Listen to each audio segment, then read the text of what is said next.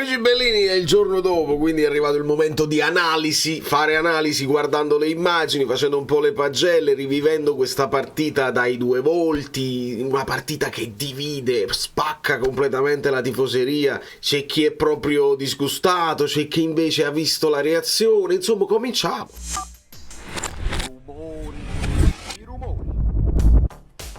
Allora, nel dare il benvenuto ad Andrea Fresa, ringraziando tutti quelli che si sono iscritti in queste ore e quelli che hanno partecipato alla live, che si sono guardati la reaction, lasciate un like onestamente per il compleanno di Diego, quindi mettiamo un attimo da parte quello che è il contenuto del video e facciamo gli auguri a Diego. Stiamo ancora aspettando la serie TV, il museo, eccetera eccetera, ci passeranno altri 10.000 anni. Tra l'altro pure la serie TV, quella là sul Napoli, il Napoli, origini del Napoli, poi il Napoli di ADN, lo scudetto. Ah, non sta cosa, guarda che passa l'hype e se la vedono meno persone. Chissà quanti sono gli impegni del presidente. E sotto questo punto di vista cerchiamo di non dare peso a quelle che poi sono le cose che escono. Dice oh, il presidente è andato negli spogliatoi, ecco perché c'è stata la reazione, perché chi lo dice come battuta, chi lo dice credendoci veramente, siamo di fronte a un momento del Napoli. Il momento del Napoli è politano, ecco, è un momento napolitano, nel senso che il Napoli è capace di sbagliare un gol a porta vuota come fa Politano e poi è capace di fare quel gran gol che fa Politano, dove fa doppio sombrero, doppio dribbling e un tiro imparabile. Questo è il Napoli in questo momento, questo è il Napoli con Garcia. Questo è il Napoli di quest'anno e dobbiamo accettare che ci saranno grandi altalenanze di prestazione e lo stiamo vedendo all'interno della stessa partita. All'interno della stessa partita il Napoli è altalenante, non è continuo e questo più o meno è lo specchio della stagione che ci dobbiamo aspettare. Questo significa che cosa? Che dobbiamo essere sempre arrabbiati? No, nel senso, quando io vi dico godiamoci il percorso, non è solo quando vinciamo lo scudetto, godiamoci il percorso nel senso vediamo le cose carine anche all'interno di un percorso che ha degli ostacoli e lo so che non è facile, lo so benissimo, però mettendo da parte un attimo il sentimento l'essere sconvolti da certe cose che non ci spieghiamo, andiamo a vedere con gli screenshot un po' di cose che non mi hanno convinto e là poi io a Garcia ho ascoltato le parole di Garcia e danno fastidio quando lui risponde con la battutina Mazzanoli, perché già forse pensavo che sarebbe stato espulso Nad. Lì capisco la battuta, però non è il momento. Ecco, quando io dico al Napoli non è il momento di fare il TikTok su Osimhen, io dico a Garcia non è il momento di fare battutine in un momento in cui sei comunque in contrasto con l'ambiente, e non solo giornalistico ma anche con i tifosi. Se ci parli più di campo, almeno una parte di tifosi è più soddisfatta, perché io qua non capisco. Qua siamo alla fine del primo tempo e abbiamo poche certezze. Noi avevamo una certezza che è quella del pressing sul portatore di palla avversario, a volte asfissiante, a volte un po' più controllato. Il Napoli non è che ti aggredisce come aggrediva il Barcellona di Guardiola, cioè 1 secondo, 2 secondi recuperano palla subito. Non era così anche l'anno scorso, però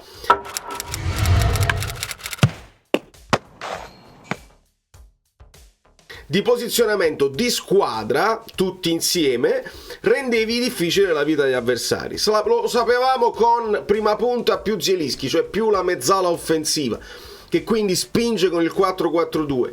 Ieri non si è capito. Abbiamo saputo un'altra cosa con l'Union Berlino: costruzione a 3 per Garcia significa, invece di far salire le mezze ali, di fare il primo pressing con Kvara, Raspadori e Politano. Abbiamo capito anche questa cosa. Qua non abbiamo capito, perché il Milan c'ha una difesa a 4, non costruisce a 3, però ogni tanto abbassa un Krunic all'interno. Quali erano le direttive? Io non ho capito bene, forse i ragazzi erano a uomo, soprattutto i centrocampisti, perché abbiamo visto Elmas vagare per il campo, abbiamo visto Zielinski molto basso su Musa e qua addirittura vediamo Lobotka più avanti di tutti. Quindi Raspadori, qui abbiamo Kvara, qui abbiamo Politano, qui abbiamo Lobotka e qua più bassi abbiamo Zielinski ed Elmas. È un po' strano, il Napoli è messo un po' strano qui, anche perché lasci ovviamente delle libertà, perché può fare questo passaggio, e poi devi accorciare e poi si libera questo passaggio,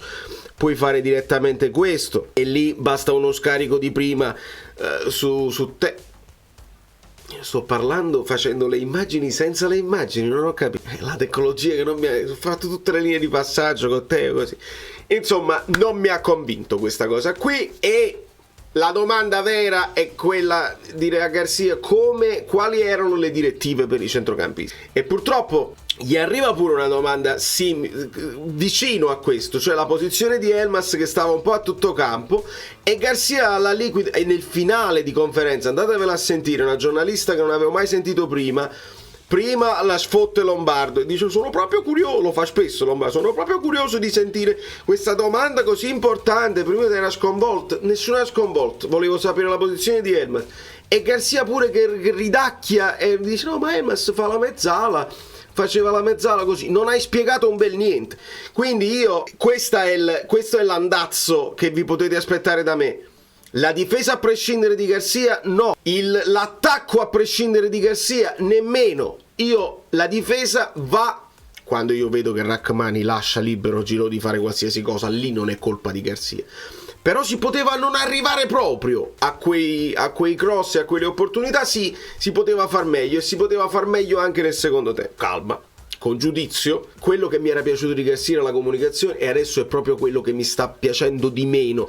E nella comunicazione ci sta poi come approcciano i ragazzi, perché può essere che tu, se non sei convincente in comunicazione e in conferenza, forse per i ragazzi sei poco convincente anche negli allenamenti e nella preparazione della partita. Vedete che pochi secondi dopo che il Milan va in avanti e poi è costretto a tornare indietro, la linea ritorna ad essere quella dei tre attaccanti, con Lobotka primo qua. Quindi questa è proprio la posizione di Zielinski che mi sconvolge, che non ho capito perché stava a seguire a uomo Musa invece di aiutare Raspadori nel primo pressing.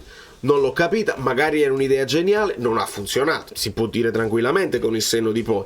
Mi piace di più questo con il senno di poi che non dire: ma come fai a far giocare Elmas? Non è una risposta ideale, perché la stessa cosa l'ha scritto un altro: come fai a non far giocare Elmas? Con la scelta della formazione iniziale siamo bravi tutti a fine partita. Siamo bravi tutti, non serve a niente. Hai fatto giocare di nuovo Mario Rui, e però facevi giocare troppo Olivera. Vedete come poi alla fine non puoi mai avere ragione se fai le scelte? Lo decide il risultato, se avevi ragione o no, perché poi se Kvara fa gol rivalutiamo tutte le scelte. Nel primo tempo li hai sfiancati, loro hanno dato tutto e tu sei stato bravo nel secondo tempo. Sempre per quanto riguarda la posizione dei centrocampisti, qua il Napoli sta costruendo a 3 con Lobotka che si abbassa tra i due centrali, si mette in verticale Zielinski. Questa è una posizione classica di quando giochi 4-2-3-1 perché poi verticale insieme a Zielinski più avanti c'è proprio Elmas. Vi dovete fidare, perché nello scorrimento della partita poi si vedrà.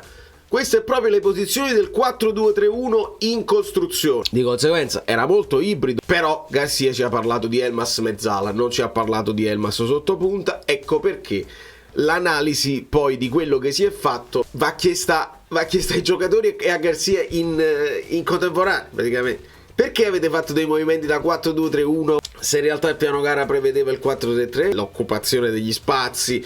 Ci sono ovviamente varie risposte che ti possono dare i giocatori, ma questa è una domanda che probabilmente farà Garcia ai giocatori. Anche perché se non ci è piaciuto il primo tempo, mentre il secondo tempo, dopo una chiacchierata, ci è piaciuto di più, anche dopo un cambio modulo, ma ci è piaciuto di più anche l'atteggiamento coraggioso dei ragazzi, perché nel secondo tempo invece è solamente merito dei ragazzi che hanno avuto la reazione di orgoglio e non è più merito di Garcia. Se è sempre colpa di Garcia, un po' di merito di Garcia ci deve pure stare. Ecco perché non mi avrete mai nell'essere proprio tranciante, solo uno la colpa, togli quello, risolvi tutto, vi assicuro. Togli Garcia, ne metti un altro, non risolvi niente, risolvi qualcosina, puoi avere una reazione ad un certo punto, ma non avrai il Napoli dell'anno scorso, non avrai il Napoli di Spalletti, nemmeno se richiami Spalletti. Credetemi, nemmeno se richiamassi Spalletti quest'anno potresti rifare, perché quando spegni è difficile riaccendere, è difficile ricreare quella continuità, quella convinzione, è veramente difficile. Mi dovete dire voi se questa cosa voi l'avete presa male. Per me non era la più grave delle sostituzioni possibili e immaginabili, onestamente. Perché? Perché io non ho la convinzione che Lindstrom sia pronto per spaccare le partite. Non ce l'ho la convinzione. Allora, se Politano stava benissimo, Politano alla fine lo abbraccia Garcia. Ho sentito addirittura qualcuno dire Politano si è arrabbiato. Falso storia. Politano abbraccia Garcia senza problemi, incoraggia Zanoli e Garcia gli dice fatti tutta la fascia e vai. Questa è una sostituzione che può dare fastidio e può lanciare un segnale ovviamente ai ragazzi di dire se non possiamo vincerla vediamo di non perderla. Il pareggio non serve a niente ad oggi. Questo è un discorso che potevi fare con la Lazio. Se avessi fatto un pareggio con la Lazio, probabilmente il Napoli poteva ancora era in corsa. Adesso il pareggio veramente, non dico che ti inguaia, ma lascia il Milan a punteggio inalterato. Siamo molto lontani dalla vetta e ci stiamo infognando in quella situazione del quarto posto dove noi abbiamo il pericolo di chi ci sta dietro, perché adesso giocano Fiorentina, Atalanta, eccetera. Ma si sta creando il distacco tra quarta e terza seconda prima. Di conseguenza poi si rischia di fare un campionato ancora più difficile, perché non sei mai nel grasp del terzo posto e lo sappiamo che quando il Napoli lotta per il quarto posto è più difficile. Però c'è stata anche una dichiarazione di Garcia dove lui dice noi possiamo ancora lottare per tutto. Questo era proprio quello che chiedevo, fai finta di lottare per lo scudetto se vuoi andare veramente in Champions, altrimenti questi ragazzi va a finire che si deprimono e qualcosa di meno te la danno in campo. Attenzione, questo è il capire con chi hai a che fare. Questo è il momento del gol, grande distanza tra proprio uno schizzo di sangue, è stata una marcatura sanguinosa di Rachmani. Ma perché di rosso? Mannaggia. Non sembra tanto distante qua, ma quando parte il pallone ho preso questo frame perché in questo momento secondo me Rachmani, questo è il momento in cui dà uno sguardo a Musa, si rende conto che forse anche Nathan è troppo lontano da Musa, d'altra parte deve accorciare, questo è Calabria, quindi il Milan, diamo anche meriti al Milan di aver riempito bene l'aria. Qua c'è Leao con Di Lorenzo. Di conseguenza in questo momento io vi dico una cosa fortissima che non ha possibilità di essere controbattuta: se ci fosse stato Kim al posto di Nathan, Rachmani questo errore non lo faceva. Che cosa forte che ho detto. Nathan non fa nessun errore, ma secondo me Rachmani in quel momento sta pensando a corcio, perché se la palla va su Musa, Nathan è troppo lontano da Musa e quindi si trova in mezzo, e quando ti trovi in mezzo non fai né l'una né l'altra cosa, la palla arriva a Giroud e la frittata è fatta. In live vi avevo detto, se la palla è troppo ravvicinata probabilmente Meret può uscire e prenderla. La palla arriva in questo momento, è qui proprio all'altezza della linea dell'area piccola. Era impossibile per Meret, dovevi stare già molto fuori dai pali, e se stai molto fuori dai pali Pulisic ci può pure tirare in porta. Quindi in questo momento io scagiono Meret per questa mancata uscita, perché secondo me là ti devi aspettare che almeno il tuo difensore lo ostacola, magari smorza la palla, magari la palla arriva sporca e tu devi stare in porta per palla. Mi dà più fastidio la mano moscia, onestamente, e non sono portiere, ma penso che lì nel momento in cui l'avevi fatto un po' più di forza probabilmente la potevi respingere. Purtroppo non è stato possibile, e questo è il momento che vi dicevo. Ovviamente dopo un gol preso ognuno si indica, ce lo ricordiamo bene, tutti che si indicano le responsabilità. Vedete che Rachmani sta dicendo delle cose, stai là, non stai là, a Nathan, che dice ma come, è colpa mia. E in questo momento mi viene il dubbio che Rachmani abbia perso il contatto con Giroud proprio perché stava dando uno sguardo a quello che era la marcatura di Nathan. Non lo posso mai sapere, magari gli sta dicendo guarda là, c'ha i calzerotti troppo alzati, potrebbe essere qualsiasi cosa. Questo è il Napoli. Kvara, tra l'altro su Kvara ci dobbiamo mettere d'accordo sul voto, c'è chi gli ha dato 9, c'è chi ha dato 5,5, veramente è incredibile. Comunque in questa occasione Kvara riesce ad andare via a Calabria, se ne va sull'esterno e mette questo cross rasoterra di sinistro geniale che taglia tutta l'area e non ci arriva nessuno del Milan. Politano, devi fare solo così, e purtroppo questo è il Napoli, capace di fare cose bellissime, di fare anche cose difficilissime.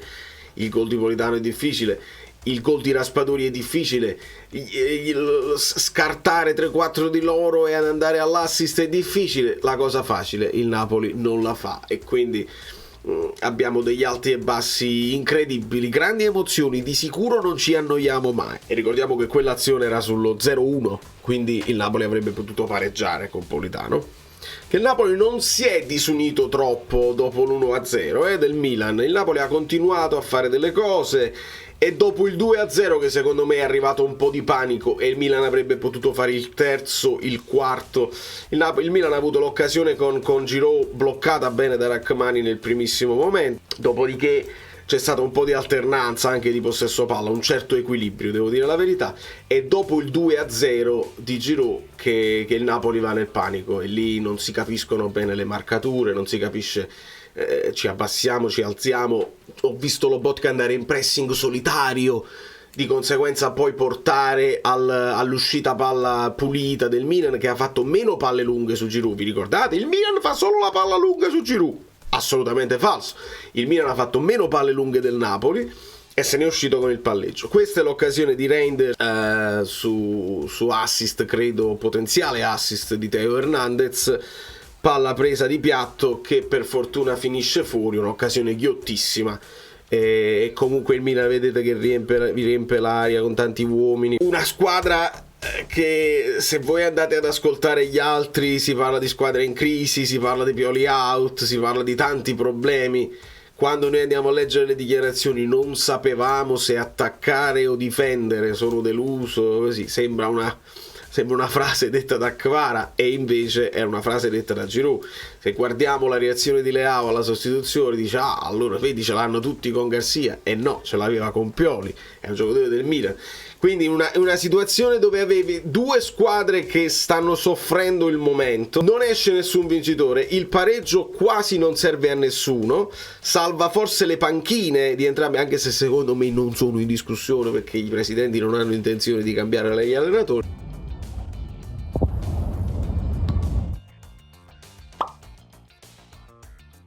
Ma salva le panchine, cioè salva gli allenatori, possono dire delle cose, meritavamo di più noi, meritavamo di più loro, possono dire delle cose, ma a livello di classifiche in guai al Napoli probabilmente, il Milan resta lì attaccato, però ci sono delle perplessità nell'ambiente sicuramente. Parliamo di Meret, parliamo anche di come Meret cade bene per parare questo tiro di Musa, rasoterra forte sul passaggio di Theo Hernandez, qua sarebbe stato il 3-0, sarebbe stata la debacle, sarebbe stato probabilmente una partita che si indirizza tipo quella dell'anno scorso. E ricordiamo che De Laurentiis è molto sensibile a questo tipo di batoste, lo ha ripetuto anche quest'estate, che quella partita con il Milan, più che quella di Champions, quella partita con il Milan 0-4 non gli è andata giù, e chissà se preso dalla foga una debacle vera poteva far arrivare a una reazione. Non lo possiamo sapere mai, che De Laurentiis sotto questo punto di vista è imprescrutabile, però non arriva, il Napoli non si disunisce, il Napoli riesce a resistere, non esce dalla partita nonostante un po' di panico, e poi nel secondo tempo ribalta tutto. Qua al gol di Politano mi piace far vedere che il Napoli, passando al 4-2-3-1, ha più presenza in area. Ti aspetti Simeone, ti aspetti Kvara, ti aspetti Raspadori, quindi Simeone, Kvara, Raspadori, ma mi piace sottolineare Olivera che con garra, la famosa cazzimma uruguaiana, soprattutto con la sua presenza fisica, perché se chiedi a Mario Rui di riempire l'area è un illogico tattico e tecnico, perché Mario Rui nell'area probabilmente non rappresenta un pericolo per l'avversario. Olivera invece di testa sì, Olivera ha il vizietto del gol di testa, Olivera ha la propensione ad andare ad attaccare la porta e a inserirsi e andare per vie centrali, lo fa sui calci piazzati, lo fa anche su azione manovrata, e la presenza di Oliveira in questo caso, ripeto, vedete come l'analisi deve essere scevra dalle idee che ci piacciono. Per me Mario Rui meglio di Oliveira se devi giocare palla a terra e costruire. Mario Rui ci arriva, crea gioco eccetera eccetera, ma quando devi andare a riempire l'aria, quando devi fare una partita più fisica, Oliveira. Quindi non ti fissare pure tu Garcia, prima ti sei fissato con Oliveira, poi ti sei fissato con Mario Rui. L'alternanza l'anno scorso, visto che nessuno dei due, stiamo parlando né di Roberto Carlos né di Zanetti né di Maldini, non stiamo parlando di terzini imprescindibili che praticamente fanno la storia del calcio italiano, sono due buoni terzini che si possono alternare tranquillamente, come si alternavano Politano e Lozano l'anno scorso, e se Lindstrom arriva al livello di Lozano si può alternare anche con Politano, perché Politano è capace di questo, un gol bellissimo, ma è capace anche di mangiarsi quello là, allora lo alterni e funziona tutto. Se hai uno a livello di Kvara sulla sinistra si alterna anche con lui, visto che non c'è. Esistono dei titolari che sono inamovibili, Anghissà non è più inamovibile, deve alternarsi con Caius, deve alternarsi con Elmas, accettiamolo, non innamoriamoci di una formazione standard e capiamo quali sono le differenze tra giocatori che possono assomigliarsi e giocatori che sono di un'altra categoria. Questo è il primo giallo a Nathan, partita di Orsato, abbiamo detto anche in live che mi soddisfa. Orsato 2 volte lo dice prima a Leao e poi lo dice a Teo. Allora quando l'arbitro lo vuole fare, quando il Napoli non rappresenta un pericolo per il campionato, quando l'arbitro lo vuole fare, sanno quali sono i simulatori, sanno quelli che vanno a terra più facilmente, e gli fa alzati Leao e fa pure a Teo alzati, e che si vede che non ti sei fatto niente. D'altra parte, inoltre, il primo gol di Giroud arriva proprio su una simulazione di Leao. Orsato gli dice alzati, tanto la palla la tenete voi, e la palla arriverà poi a Pulisic dall'altra parte. In questo caso non mi convince questa munizione che verrà committata dopo questa azione di Leao, perché poi Leao se ne andrà e farà quel pallonetto assurdo inutile con Luca Romero che stava abbastanza libero. Dopo Orsato fa l'arbitro di conseguenza, munizione qua che secondo me è severa. L'altra munizione ci sta invece per Nathan, quindi l'espulsione si capisce. Qua è severa, ma io di Nathan devo chiedere una cosa. Qua Nathan fa un gesto. Allora io sono quasi su 3 anni che faccio YouTube così, la mia fissazione è sulle simulazioni. Ho un'altra fissazione che di tanto in tanto vi faccio notare. I giocatori fanno fallo e subito dopo fare fallo mandano a cagare l'avversario facendo capire che sta simulando. Ragazzi, dove c'è l'arbitro? Rispetto per l'arbitro, quindi non simulate. Rispetto per i tifosi, per i tuoi avversari. Rispetto per l'avversario. Se ha preso un colpo, se si è fatto male, questo in automatico, guardatevi tutte le partite di calcio. Lo sto dicendo a Nathan, ma vale per tutti i giocatori in tutto il mondo. In automatico, fallo e mandata a cagare, fallo e dice lo fanno tutti. È antipatico per i tifosi, è antipatico per l'avversario, è antipatico per l'arbitro.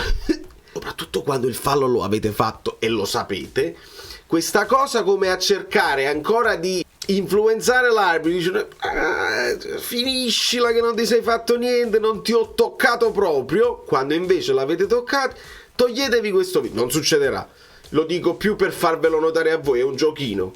Notate ad ogni fallo e ti mandano antipatico, veramente antipatico. Questa punizione di Raspadori è straordinaria. Straordinario anche come il Napoli si mette in barriera anche a disturbare la visuale. Guardate, Maignan non la vede proprio partire, si mette un po' a metà. Raspadori ci fa anche sapere che il movimento, la finta che fa Politano, fa fare un passetto a Maignan, poi Politano desiste, Maignan recupera la sua posizione, ma si trova a metà, aveva paura di uno scavalcamento verso l'altro palo, mentre Raspadori fa proprio questo, la palla fa questo movimento qua, si allontana proprio Simeone all'ultimo momento e la palla finisce bassa. Questa poi è difficile anche da disegnare, perché la palla farà così. È un gol straordinario, e guardate come si piega il corpo per far è una cosa che tecnicamente è difficile da spiegare, è difficile proprio da attuare, lo sapete, io vado sul campetto, provo a fare i miei calci di punizione per prendere la traversa, mettere il corpo così, se non lo fai tante volte, se non ti alleni, se non capisci come mettere il corpo, non è facile. Andate a fare 2 tiri al pallone e cercate di tirare le punizioni mantenendo l'equilibrio così, le mani, una cosa straordinaria. Bravo Raspadori. Occasione di Calabria, colpo di testa che finirà per fortuna fuori sull'esterno della rete. Questo era il finalissimo della partita, dove Milan avrebbe potuto fare la siringa finale prima poi dell'occasione di Kvara. Segnaliamo anche questo, occasione di Kvara che facciamo vedere qui, l'assist era di Raspadori, dopo un controllo lascia praticamente sul posto il suo avversario, credo fosse ancora Calabria, e guardate come a gambe aperte Maignan. In questo caso la palla finirà sullo stinco, sul piede di Maignan, che chiuderà un pochino le gambe all'ultimo momento. È perché Kvara cerca di chiudere, ma non chiude troppo, la devi incrociare. Se la tiri sul primo palo la devi alzare. Questo ci insegna una scuola calcio. Mentre quando stai sull'esterno devi sempre tentare di incrociare, perché hai più angolo di porta ed è più difficile per il portiere. Ma se tu avessi tirato male, Kvara, se tu l'avessi tirata male, proprio un po' più dritta per dritta in mezzo alle gambe, magari non chiudevi in tempo. Quante volte il portiere prova a chiudere le gambe ma il tiro è troppo forte e ti vai. Se avremmo parlato, tutto questo video inutile sarebbe stato tutto un altro video. Cuore Napoli, il Napoli che non molla mai, abbraccio con Garcia, questo sì, San Paolo che applaude, è una cosa straordinaria, l'attacco è ancora possibile, lo scudetto. Quanti articoli andavano buttati nel cestino, e invece così, secondo me in questo caso il dio del calcio è stato più giusto, perché noi dobbiamo parlare delle problematiche che ci stanno. Tanto non è un campionato dove possiamo ambire allo scudetto, credo che sia veramente difficile, ma se sistemiamo alcune cose con il primo pressing, con lo sviluppo in un certo modo, secondo me il Napoli ci può ancora far divertire, perché siamo forti.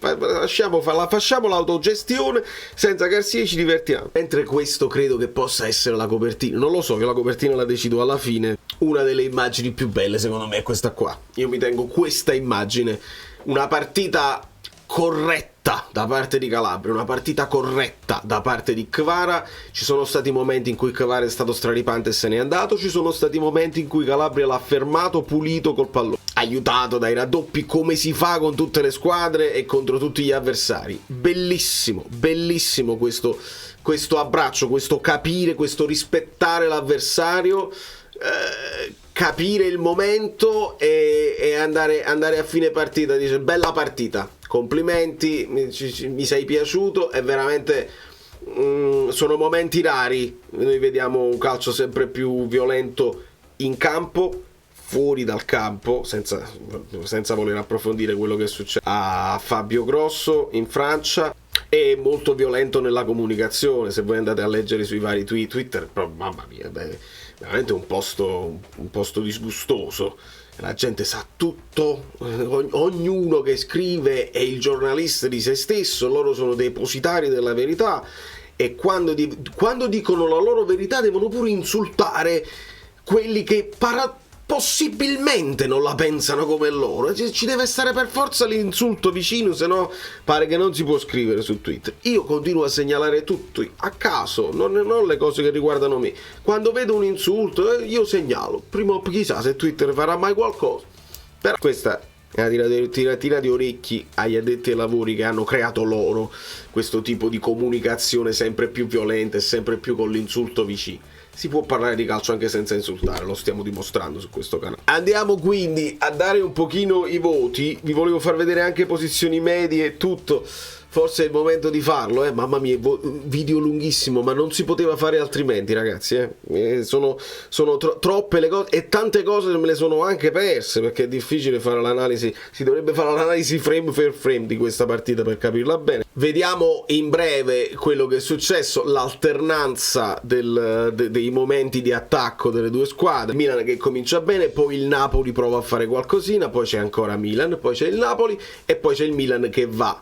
Dopo, nel momento in cui il Napoli stava affacciando, si fa il secondo gol e lì il Napoli sparisce proprio. Quella è la propria sensazione di impotenza, dove il Milan poteva fare il terzo e il quarto. Quando poi si ricomincia, il Napoli segna, prende un pochino più di coraggio, vedete che qua cominciamo a essere un pochino più pressanti, il Milan qualcosina la fa ma spreca, e poi alternanza fino alla fine, quando poi arriverà anche il cartellino rosso di Napoli. Gli expected goal secondo SofaScore sono un po' diversi rispetto a quelle di Understat, che noi teniamo presente per tutti gli XG della Serie A. Domani ci sarà il recap. C'è un certo equilibrio di XG, un pochino meglio il Milan, come un pochino meglio nel possesso palla e come meglio nei tiri totali e nei tiri in porta. Quindi il Milan meritava qualcosina in più, onestamente, per quello che ci dicono i numeri. Costringe il Napoli a fare 14 falli, che è un numero impressionante per il Napoli. Il Napoli non arriva mai oltre i 6-7 falli, onestamente. 14 falli per il Napoli sono tanti, con ben 4 cartellini gialli e uno che diventa rosso, ovviamente. Il dato sui passaggi, non c'è tanta precisione, ci sono parecchie palle lunghe, 55, il Napoli viaggia sulla media delle 50 palle lunghe, però non sono precisissime, solo meno della metà sono precisissime. Il Milan fa meno palle lunghe, ma sono ancora meno precise. Meno palle lunghe per Giroud, più palle lunghe noi per Raspadori, errore concettuale. Garcia ha chiesto a Nathan di fare qualche lancio in più? Ditemelo se è stato Garcia a chiedere a Nathan di fare un lancio in più per Raspadori. Oppure Nathan che a un certo punto non ha visto il movimento senza palla dei giocatori, e detto io mo ci provo, la lancio. Ditemelo, chiedetelo a Nathan, non ci diranno probabilmente la verità. Però concettualmente un allenatore professionista non può mai chiedere a un suo difensore: non ti preoccupare, lanciala forte su Raspadori, perché lui poi la controlla. E Raspadori, se gliela dai bene anche a mezza altezza, guardate che la gestisce. Però alle volte sono scelte, perché chi va in campo sono i giocatori e dobbiamo tenerlo presente. Posizioni medie velocissimi. Di Lorenzo ovviamente risulta più mezzala che terzino nella sua posizione media. Ottima secondo me la partita, il posizionamento di Politano e di Kvara. Raspadori che poi alla fine gioca a tutto campo e tocca il pallone un po' in tutta la cosa.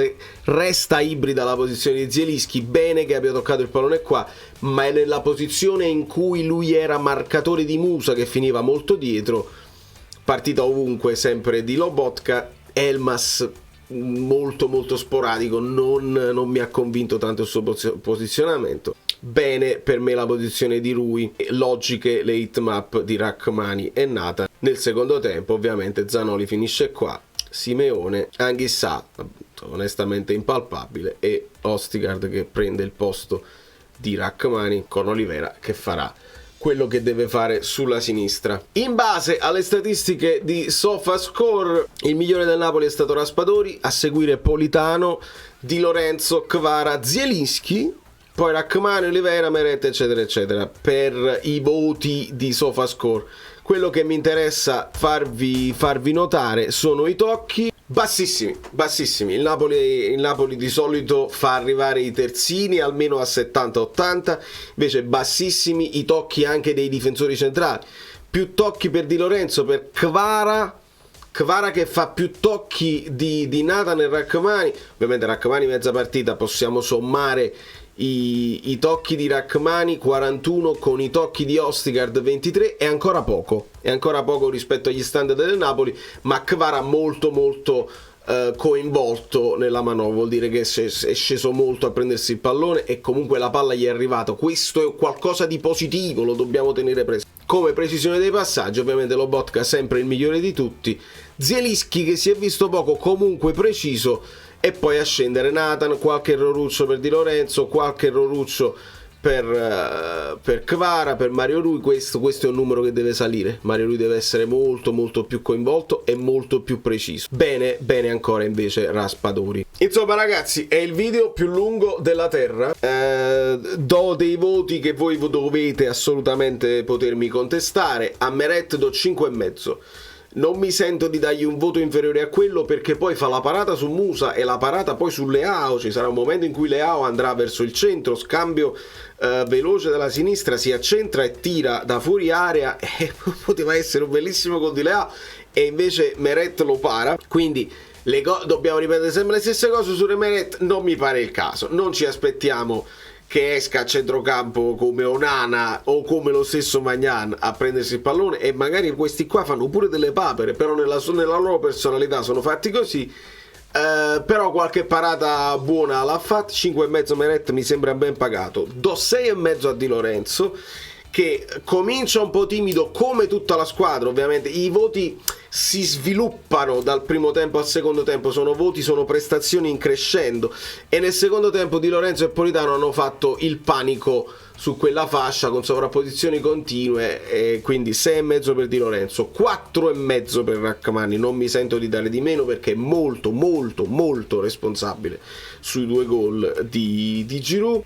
Nel secondo tempo entrerà Østigård, al quale do onestamente 6. Mi è sembrato concentrato, si è entrato bene nella difesa del Napoli. A Nathan do 5,5, un po' arriva per l'espulsione, che ci porta in grandissima emergenza, in grandissima difficoltà, perché dovranno giocare Østigård e Rrahmani se Juan Jesus non recupera, quindi sotto questo punto di vista è un danno grave.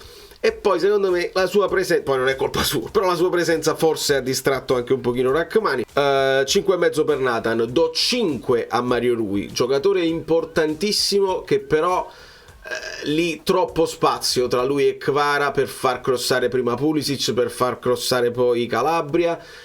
Lo sapete, è uno dei miei preferiti in assoluto anche come uomo, ma nella prestazione individuale di ieri, quando entra Olivera, a Olivera io darò 6,5. Mi è piaciuto proprio come è entrato, con gara su tutti i palloni, è andato anche a riempire l'aria, quindi bene. Alternarli, Garcia, li puoi alternare. Elmas 5,5, perché non ci ho capito niente, un po' fumoso, un po' la voglia di strafare, tanta presenza, tanta quantità, non tanta qualità, e ogni tanto finiva qui, cosa che faceva anche Anghissà, e faceva molto bene quando stavano tutti bene, rendere il lato forte ancora più forte con sovrapposizioni e creando più densità di uomini. Però non ha trovato la zolla, come non l'ha trovata Zielinski. Ci sono stati questi momenti in cui erano tutti in verticale, momenti in cui Lobotka era più avanti di Zielinski ed Elmas.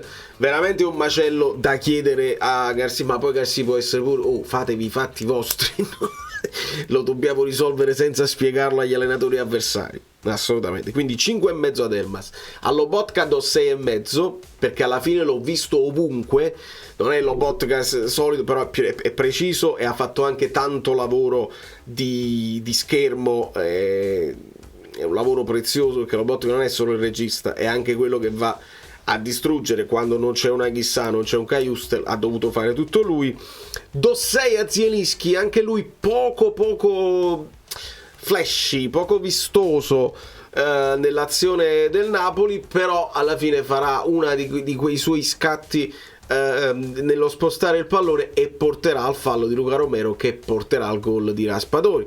Do 7 a Politano, non gli posso dare di più, anche se meriterebbe di più, perché il gol che si mangia a porta vuota grida vendetta. Magari sviluppavi tutto un altro primo tempo e reagivi prima.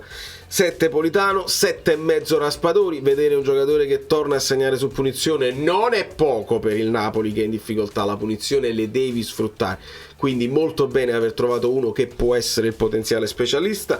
7,5 perché fa tutto il lavoro che deve fare, un po' come ha fatto con il Verona e come non ha fatto con l'Union Berlino. E do 6,5 a Kvara per tutte le cose che vi ho spiegato. Non gli voglio dare 9 come gliel'ha dato qualcuno, non gli posso dare meno di 6 come gli ha dato qualcun altro. Per me 6,5. È stato a un passo dal fare il potenziale assist per Politano, a un passo dal gol che avrebbe fatto cadere lo stadio Maradona in macerie in brandelli. 6,5 perché ha fatto una partita onestissima, di grande volontà, di grande caparbietà.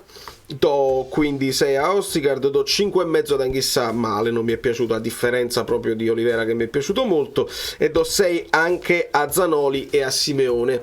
Ovviamente Zanoli entrerà al posto di Politano, Anghissà al posto di Zielinski e Simeone al posto di Raspadori. Oh, scusate, Simeone entrerà.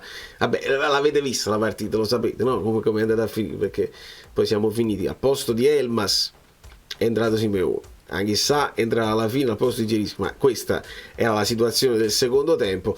Vabbè, ci siamo capiti che stiamo parlando. Le aggiustate un pochino così. Da New York, il video più lungo possibile e immaginabile, vi arriva pure tardi al pomeriggio, non se lo vede nessuno. Invece chi che ha avuto la bontà di vederselo, lasciasse il like, lo condividesse con gli amici, fate i clip delle cose più assurde che ho mai detto, così mi fate diventare virale. Io continuerò a essere equilibrato e quindi virale non diventerò mai.